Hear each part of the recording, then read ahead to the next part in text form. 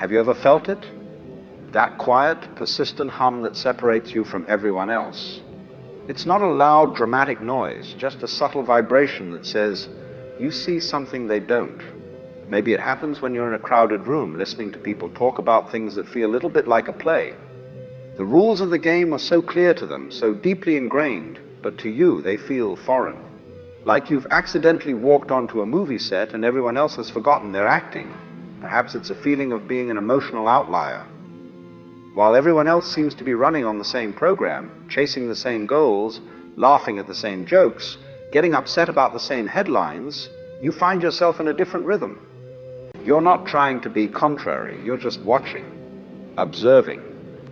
And that simple act of observation can make you feel profoundly, utterly alone. This feeling, this quiet separation, is often misdiagnosed. We're told we're shy or socially awkward or maybe a bit too sensitive. We read self-help books promising to teach us how to fit in, how to feel more like one of the group. But what if the problem isn't with you at all? What if this feeling is actually a gift? A deep, resonant truth that once understood holds the key to a peace far beyond what society offers. Society in many ways is a giant collective dream. We've all agreed on the rules, the stories, and the values that make up our world. We call these things facts, but many of them are simply collective fictions. The worth of a dollar bill, the importance of a specific career path, the idea that happiness is a straight line from one achievement to the next. These fictions aren't malicious. They're simply the glue that holds our world together. They give us a common language, a shared purpose. They are the stage, the script, and the scenery for the human play. But some of us, we were born with a different kind of vision. A bit like being handed a torch in a dark room. You hold it up, and suddenly you see the ropes and pulleys, the cardboard sets, the cracks in the stage. You see that the audience is just as much a part of the performance as the actors. This new vision is both a burden and a blessing. The burden is the isolation. When you see the strings, it's hard to get lost in the puppet show. When everyone else is running a race and you realize it's a marathon to nowhere, it's hard to join in. You find yourself standing on the sidelines, feeling a quiet sense of detachment. It's the feeling of trying to have a conversation with someone about their reflection in a mirror, while they insist the reflection is the real person. You're both looking at the same thing, but you're seeing entirely different truths. And the hardest part is that you can't tell them. If you try, they don't understand. They think you're strange or negative or worse, that you're trying to break their beautiful dream. They see your truth as a threat because it challenges the very foundation of their world. So you learn to keep it to yourself. You learn to smile, to nod, to say the right things. You learn to be a good actor in the play, even though you know you are just visiting the set. But here is the secret, the one nobody talks about. Your separation is not a flaw, it's a key. That persistent feeling of being an outsider is not a sign that something is wrong with you. It's a sign that your awareness has evolved. You've woken up to the fact that the world is not what it seems. And that's a dangerous place to be, but it is also the most liberated place. Think of it like this. The collective fiction is a grand, intricate game. Most people are playing it with their whole heart. They are trying to win, to level up, to collect the prizes. But you are a little bit different. You are a dancer. A dancer doesn't just walk across the stage. They feel the space, the light, the air. They understand the rhythm of the music and the story it's trying to tell, but they are not trapped by it. They can play within the rules of the dance, yet remain completely free from its outcome.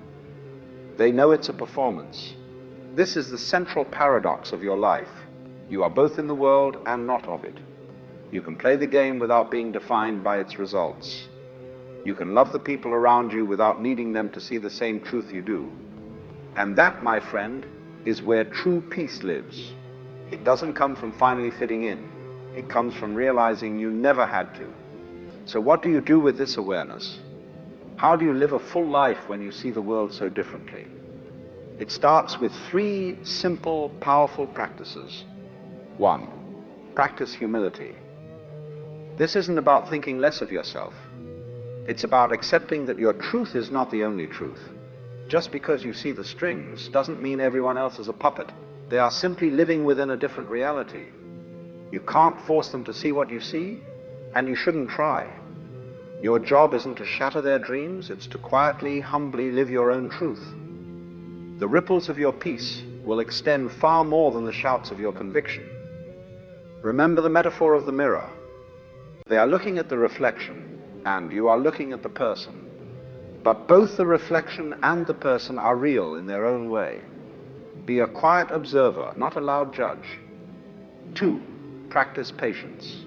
True change, in a person or in the world, happens at a glacial pace.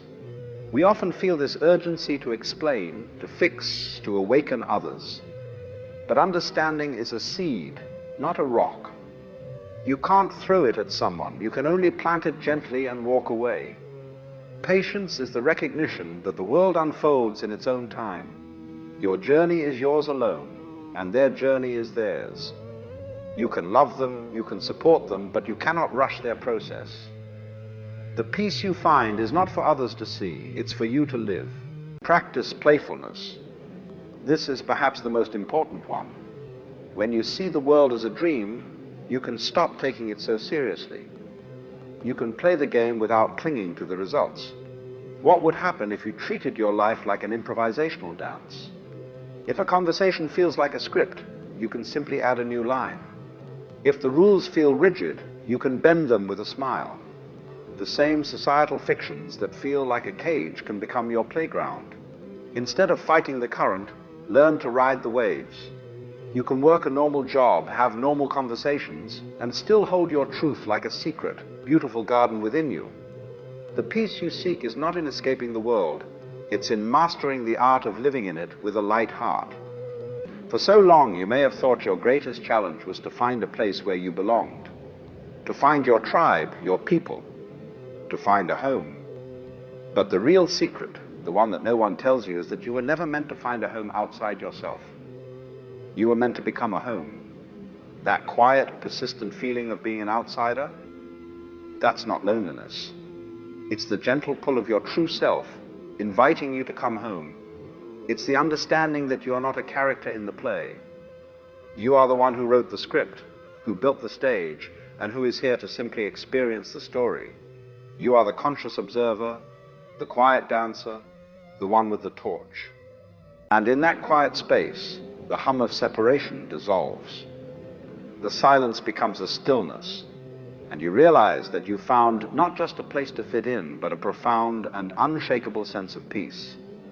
Not the kind of peace that comes from a lack of problems, but the kind that comes from the silent, powerful knowing that you are exactly where you are meant to be.